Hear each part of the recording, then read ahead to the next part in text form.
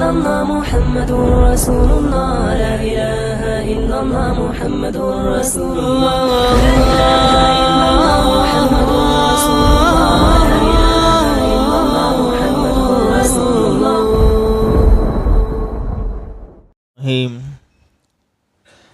الحمد لله رب العالمين والصلاة والسلام على رسوله الكريم أما بعد فأعوذ بالله من الشيطان الرجيم بسم الله الرحمن الرحيم يا أيها الناس أنتم الفقراء والله هو الغني الحميد إن يشأ يذهبكم ويأتي بخلق جديد والله الغني صدق اللہ العظیم. بزرگان محترم اور میرا عزیز ساتھیو، دعا فرمائے اولاً اللہ رب العزت مجھے صحیح کہنے کی توفیق عطا فرمائے، اور جو کچھ بھی کہا جائے سنا جائے ہم سب کو اس پر عامل بنا دے.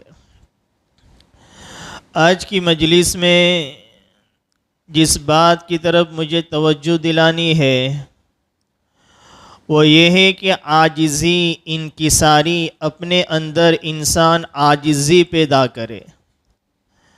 اپنے نفس، جو انسان کا جو نفس ہے، اس نفس کی بہت سی خرابیاں ہیں، تو انسان اپنے نفس کو کچل کر زندگی گزارنے والا بنے، اپنے اندر کے میں پنے کو مٹا کر زندگی گزارنے والا بنے، چھوٹا بن کر زندگی گزارنے والا بنے. اللہ تعالیٰ کی ذات کو، اس کی صفات کو، اس کی بڑائی کو ہمیشہ یاد رکھ کر انسان زندگی گزارنے والا بنے. اسی کو عاجزی کہتے ہیں، انکساری کہتے ہیں، کہ اپنے آپ کو مٹا دینا، اپنے اندر کے میں پنے کو مٹا دینا. اور انسان کیوں اپنے آپ کو بڑا سمجھے، اپنے آپ کی بڑائیوں پر خوش ہوئے؟ انسان اپنی حقیقت کو دیکھے، اپنی ذات پر غور کرے، اس کی ابتدا کو دیکھے، انتہا کو دیکھے، جس کو قرآن کریم کہتا ہے مِنْهَا خَلَقْنَاكُمْ وَفِيهَا نُعِيدُكُمْ وَمِنْهَا نُخْرِجُكُمْ تَارَةً أُخْرَى. انسان کی ابتدا اللہ فرماتا ہم نے تجھے اس مٹی سے، زمین کی مٹی سے ہم نے تجھے پیدا کیا. یہ ابتدا ہے.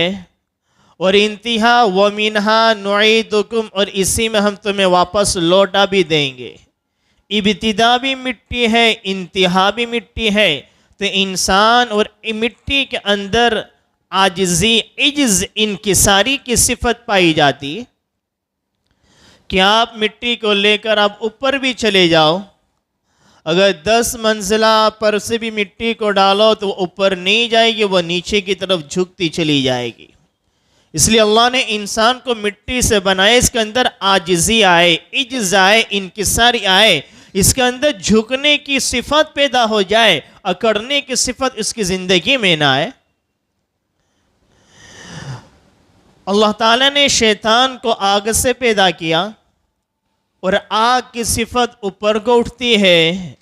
شیطان یہی چاہتا ہے کہ آگ کی صفت انسان کے اندر آ جائے، اپنے آپ کو بڑا سمجھنا، میرے جیسا میرے پورے خاندان میں کوئی نہیں ہے، میں جتنا ہوشیار، میں جتنا چالاک، میں جتنے علم والا، میں جتنے تجربے والا، میرے جیسا میرے خاندان میں، میرے محلے میں، میرا مقابل کا، میرے ٹکر کا کوئی نہیں ہے. یہ سب شیطان کے اثرات ہوتے ہیں جو اپنی بڑائی کو بیان کرتے ہیں. اللہ کو یہ چیزیں پسند نہیں ہیں. اللہ کو وہ بندہ بڑا محبوب اور پسندیدہ ہے جو چھوٹا بن کے زندگی گزارنے والا بنے. علماء کرام کے یہاں، اکابرین کے یہاں، بزرگان دین کے یہاں خانقاہوں میں اس کی باقاعدہ مشق کرائی جاتی ہے کہ اپنے نفس کو کیسے کچلا جائے اور اپنے آپ کے اندر عجز و انکساری کیسے پیدا کی جائے.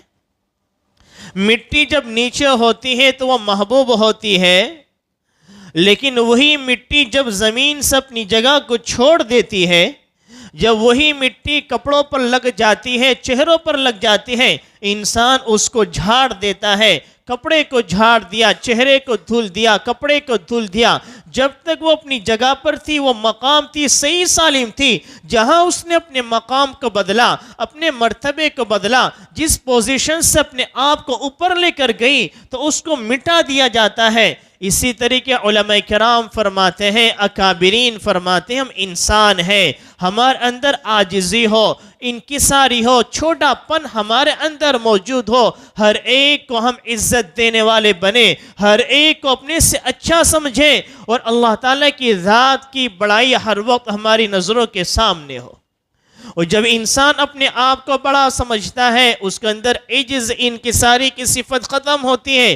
جیسے اس مٹی کو جھاڑ دیا جاتا ہے، اس کی ذات کو ختم کر دیا جاتا ہے، ایسے اس انسان کو بھی لوگوں کی نظروں سے جھاڑ دیا جاتا ہے۔ وہ بڑا بننا چاہتا ہے، اللہ اس کو ذلیل اور رسوا کر کر رکھ دیتے۔ اسی لیے حدیث پاک میں آتا ہے، من تواضع للہ رفع اللہ الیہ، جو اللہ تعالیٰ کے لیے جھکتا ہے، اللہ تعالیٰ کے لیے تواضع اختیار کرتا ہے، اللہ اس کو لوگوں کی نظروں میں اٹھاتا ہے، بلند کرتا ہے۔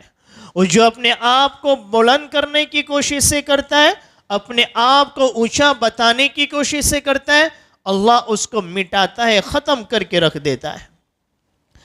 صحابہ کرام کی زندگی کے حالات کو ہم دیکھیں تو ہم دیکھ کے ہمیں عبرت ملتی ہے، بڑی حیرت محسوس ہوتی، کتنے اونچے مقام پر وہ حضرات فائز تھے، ان کا مقام کیا تھا، لیکن ان کے اندر عجز، تواضع، عاجزی، اپنے آپ کو چھوٹا پن محسوس کرنا کتنے حد درجے تک ان کی زندگیوں میں پایا جاتا تھا۔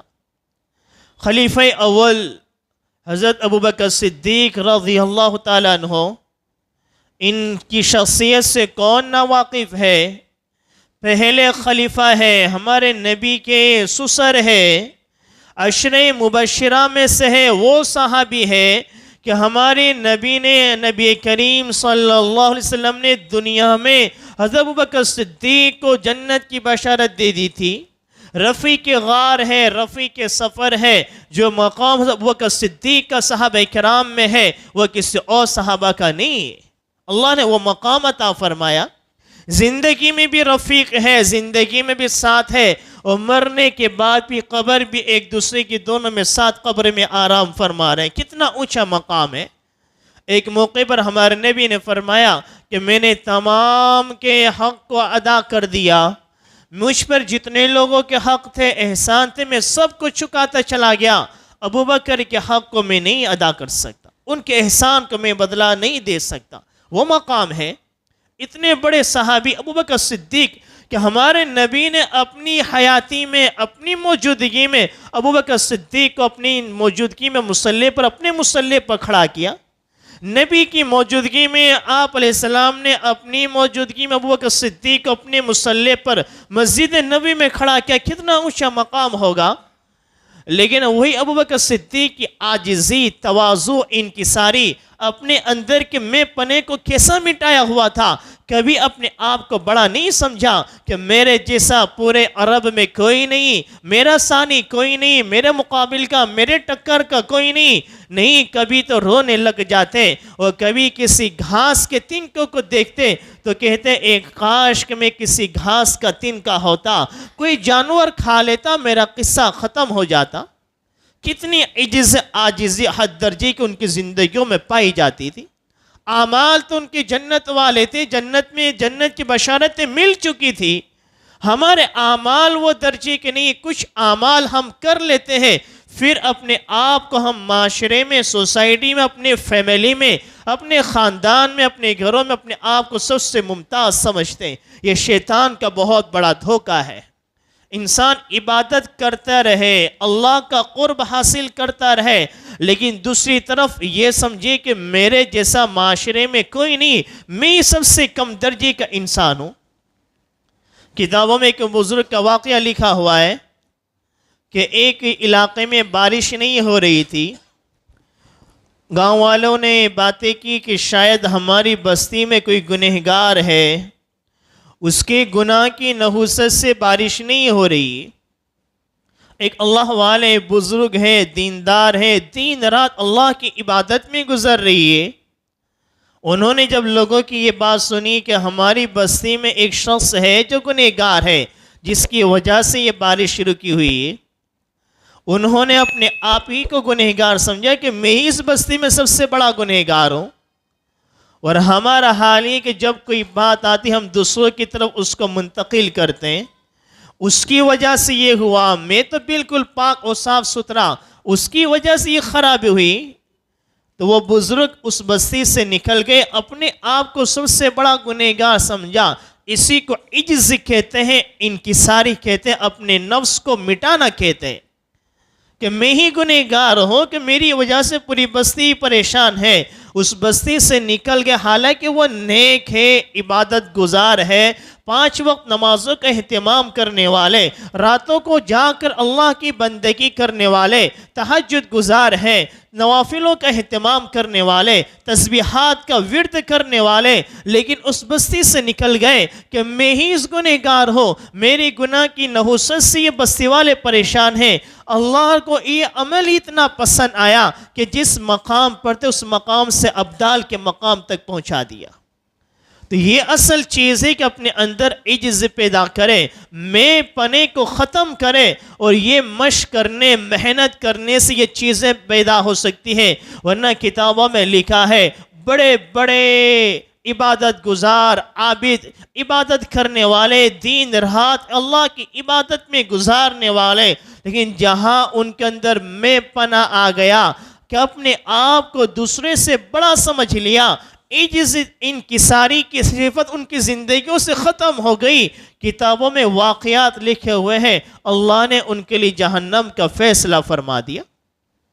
تو ہم اب دوسرے کو، ہم ہر ایک کو اپنے سے دوسرے انسانوں کو عزت کی نظروں سے دیکھیں، اس کو اپنے سے بہتر سمجھے، ہر ایک کو محبت کی نظروں سے دیکھے، اور اپنے نفس پر، اپنی ذات پر، اپنی زندگی کی طرف، اپنے اعمال پر، اپنی زندگی پر ہماری نظریں ہونی چاہیے۔ لیکن آج حال تو یہ ہے کہ ہماری نظریں دوسروں کے اعمال کی طرف ہوتی ہے، اور ہمارے اعمال کی طرف ہماری کوئی نظر نہیں۔ ایک انسان چھوٹا سا بھی گناہ کرتا ہے، اس کے گناہ کو ہم پورے معاشرے میں لوگوں کے سامنے پھیلاتا پھرتے ہیں، اور ہم اس سے بڑا گناہ بھی کر لیں تو اپنے گناہ کی طرف ہماری کوئی نظر نہیں ہوتی ہے۔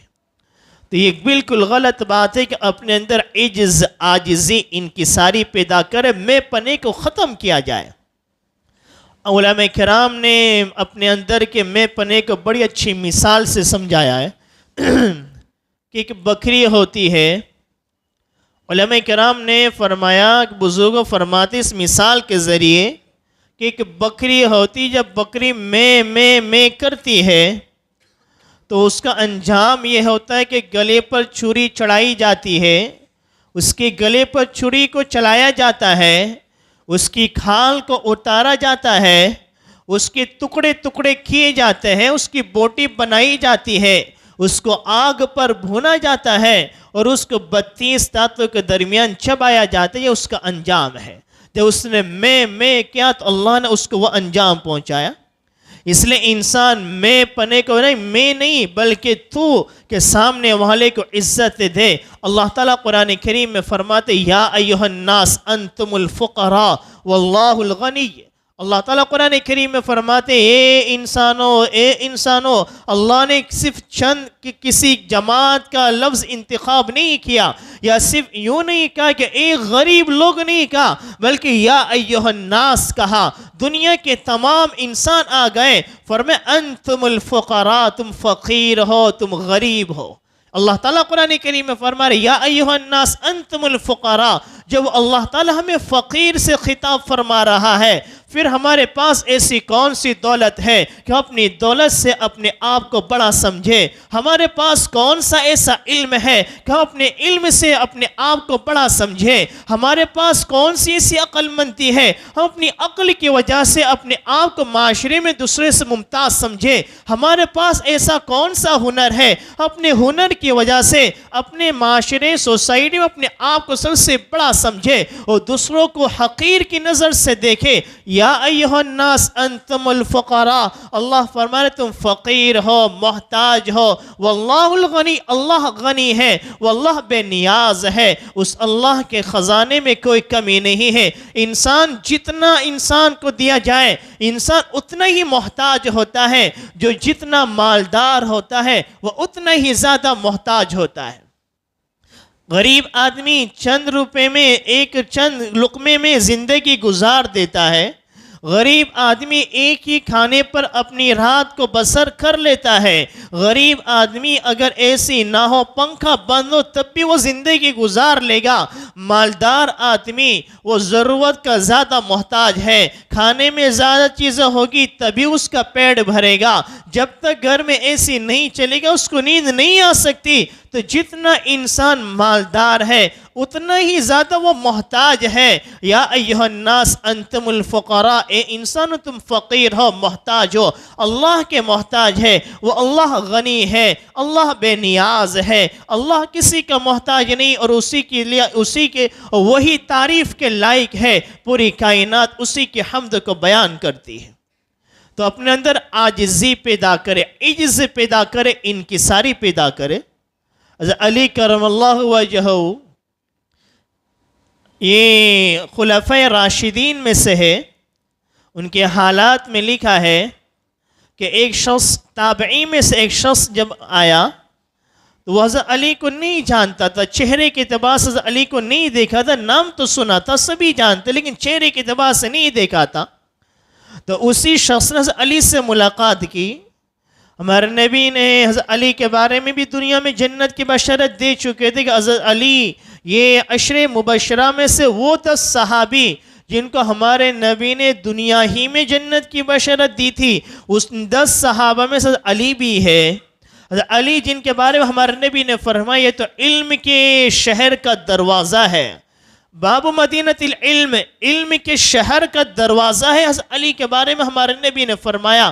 حضرت علی نے کے ساتھ ایک شخص نے ملاقات کی. وہ نام کے اعتبار سے تو جانتا تھا لیکن چہرہ نہیں دیکھا تھا. پہلی مرتبہ ملاقات ہوئی. حضرت علی کو پوچھا من انت، آپ کون ہو؟ حضرت علی اپنا تعارف کیسے کروا رہے ہیں؟ اس کو عجز کہتے ہیں، اپنے اندر کے میں پنے کو مٹانا کہتے ہیں. ہم اپنے آپ کو دیکھیں، جب ہم تعریف کے مواقع آتے ہیں تو اپنی تعریفیں کرتے نہیں تھکتے. اور جو لوگ ہماری تعریف کرتے ہیں ان کی تعریفوں سے ہم خوش ہوتے ہیں. اور اگر کسی موقع پر ہماری تعریف نہیں ہوئی تو ہم نہ تعریف کرنے پر بھی ناراض ہوتے ہیں. یا تعریف میں تھوڑی کمی ہو گئی تب بھی ہم ناراض ہو جاتے ہیں. میرا تذکرہ نہیں کیا، میرا نام نہیں لیا، میں جیسا کر میرے کارنامے اس کو برابر صحیح تو بتایا نہیں. یہ ہمارے اعمال بتا رہے ہیں. ہم جو کچھ بھی کر رہے ہیں مخلوق کے لیے کر رہے ہیں، خالق کے لیے نہیں کر رہے ہیں. ایک محفل میں، ایک مجلس میں ایک بزرگ کی ایک شخص تعریف کر رہا تھا. وہ تعریف کرنے میں بہت زیادہ مبالغہ کر دیا، بہت زیادہ حد سے آگے بڑھ گیا. وہ بزرگ اٹھے اور انہوں نے کیا کہا؟ من آنم کے من دانم. وہ بزرگ کیا فرماتے ہیں کہ میں جو ہوں وہ میں ہی جانتا ہوں.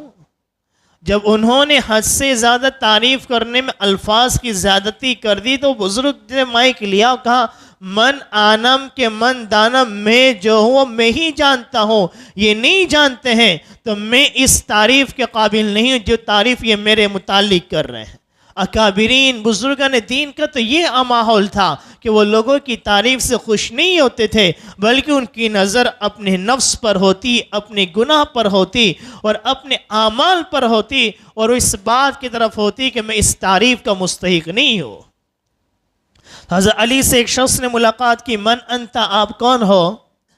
اگر ہم یہاں پر ہوتے، ہمارا لیول بڑا ہوتا، معاشرے سوسائٹی کے بڑے ہوتے، ہمارے جیسا پورے علاقے میں کوئی نہیں، اتنا بڑا مقام اگر ہمارا ہوتا تو ہم اپنا تعارف کیا کرتے؟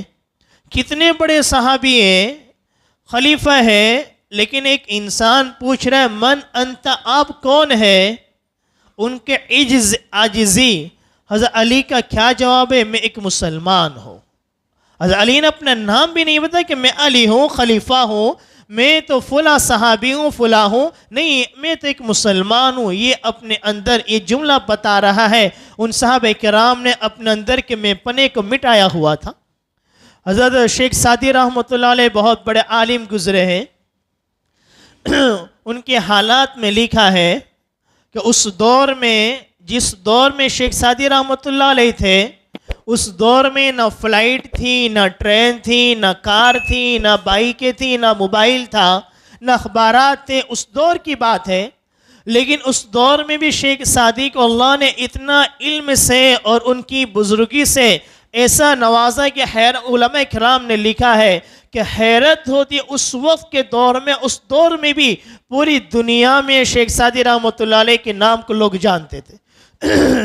ایک جگہ شیخ سعدی رحمۃ اللہ علیہ کا جانا ہوا، ایک طالب علم ایک جملے کو، عربی جملے کو رٹ رہا تھا، ضرب زید و امرن، ضرب زید و امرن، زید نے عمر کو مارا۔ تو شیخ سعدی رحمۃ اللہ علیہ نے اس طالب علم کی بات کو سنا کہ بھئی کیا بات ہے، خارجی اور خوازن میں تو صلح ہو گئی، اور زید عمر ان کی مار پیٹ چلتی رہتی، ان کے درمیان کی لڑائی جھگڑا ختم نہیں ہوتا۔ مذاق کے طور پر طالب علم سے یہ بات کہی، وہ شیخ سعدی کے اس جملے سے بڑا خوش ہوا۔ وہ طالب علم نے پوچھا کہ آپ کہاں سے ہو؟ شیخ سعدی رحمۃ اللہ نے فرمایا کہ شیراز سے ہوں۔ اس نے جب شیراز کا نام سنا تو وہ شیخ سعدی کو جانتا تھا، نام سنا ہوا تھا، چہرے سے نہیں دیکھا تھا کہ شیراز شیخ سعدی رحمۃ اللہ علیہ کے وطن سے ہو، شیخ سعدی کو جانتے ہو؟ اگر ان کو جانتے ہو تو ان کا کوئی، آپ تو انہی کے علاقے کو، ان کا کوئی بات، ان کی کوئی کلام، ان کا کوئی جملہ مجھے سنا دو۔ طالب علم تھا، وہ شیخ سعدی رحمۃ اللہ علیہ کے جملے، ان کی باتیں، ان کی حکایتیں پوری دنیا میں مشہور ہوتی تھی۔ ایک ایک شعر کہتے تھے، اس کے اندر سمندر پیرویا ہوا ہوتا تھا، ایک ایک جملے میں لوگوں کی زندگیاں بدل جایا کرتی تھی۔ وہ ایسے اشعار، ایسے جملے کہا کرتے تھے۔ تو شخص نے کہا کہ آپ شیخ سعدی کے علاقے کے ہو، آپ ان کا کوئی کلام مجھے سنا دو، ان کی کوئی بات، ان کا کوئی جملہ مجھے سنا دو۔ تو شیخ سعدی رحمۃ اللہ نے ایک جملہ، ایک شعر سنا دیا، لیکن یہ نہیں کہا کہ میں ہی سعدی ہوں۔ شیخ سعدی کھڑے ہیں، اس طالب علم کے سامنے شیخ سعدی کھڑے ہیں، وہ طالب علم شیخ سعدی کو کہہ رہا ہے کہ آپ شیخ سعدی کی کوئی بات سنا دو۔ شیخ سعدی نے ایک شعر سنا دیا، لیکن یہ نہیں کہا جس سعدی کی تم بات کرتے وہ سعدی میں خود ہوں۔ اگر کہہ دیتے میں ہی شیخ سعدی ہوں تو یہ اس بات کی علامت ان کے اندر میں پناہ موجود ہے، نہیں اپنے اندر کے میں کو مٹایا ہوا تھا۔ ان کے اندر عاجزی تھی، عجز تھا، انکساری تھی، چھوٹا پن تھا، اپنے آپ کو ظاہر نہیں کیا کہ میں سعدی ہوں۔ شیخ سعدی کا کلام سنا کر وہاں سے چلے گئے۔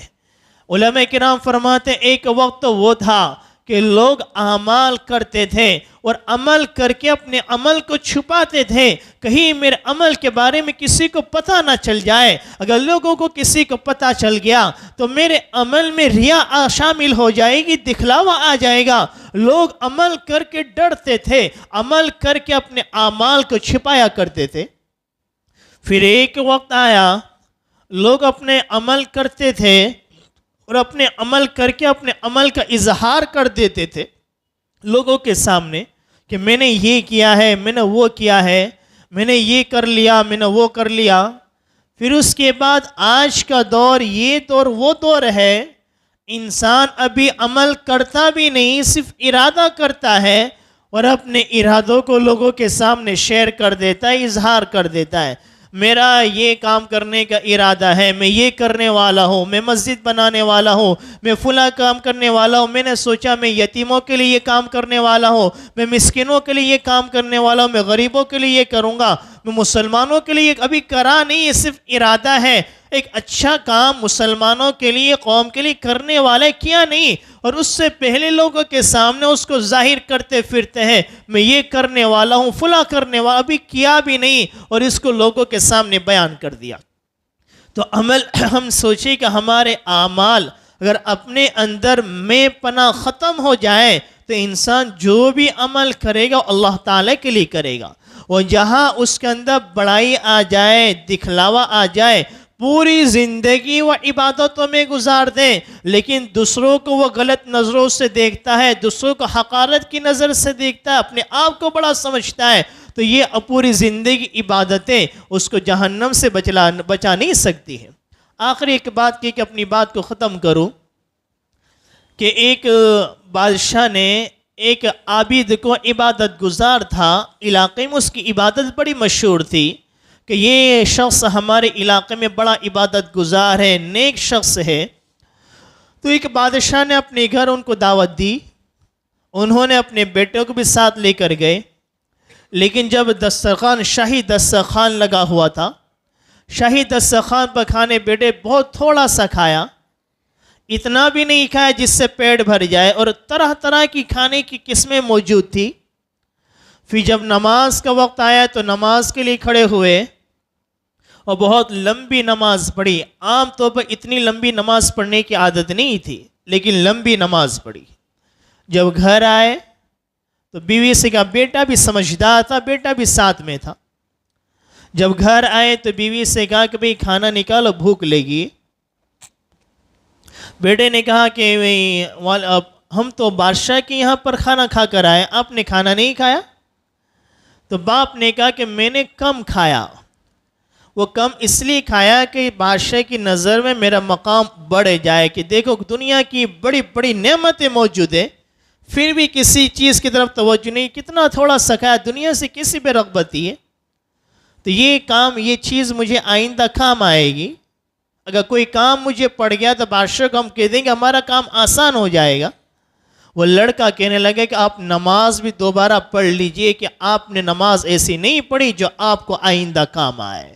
اس لیے علامہ اقبال فرماتے ہیں کہ ہم جس سمت کی طرف ہم جو نماز پڑھ رہے ہیں، ہم نے زبان سے تو کہہ دیا کہ میرا چہرہ قبلے کی طرف، لیکن میرا چہرہ قبلے کی طرف نہیں ہوتا ہے، میرا چہرہ مخلوق کی طرف ہوتا ہے۔ ہماری پشت، ہم نے پیٹھ قبلے کی طرف کر کے نمازیں پڑھ رہے ہیں۔ جب ایک بندہ پشت کر کے، اپنی پشت کو قبلے کی طرف کر کے نماز پڑھتا ہے، اس کی نماز قابل قبول نہیں ہوتی ہے۔ ہم عبادتیں کرتے ہیں، ہماری عبادتوں کا رخ اللہ کی طرف نہیں، مخلوق کی طرف ہوتا ہے۔ اللہ کے بارگاہ میں ایسی عبادتیں قبول نہیں ہیں۔ تو یا ایھا الناس انتم الفقراء، اللہ تعالیٰ فرمانے تم فقیر ہو، محتاج ہو، محتاج بن کے زندگی گزارنے والے بنو، اپنے آپ کو دوسروں سے کمتر سمجھو، عجز پیدا کرو، عاجزی پیدا کرو، انکساری پیدا کرو، اپنے اندر کے میں پنے کو مٹا دو۔ اللہ تمہیں دنیا میں بھی بلند کرے گا، آخرت میں بھی اللہ بلند فرمائے گا۔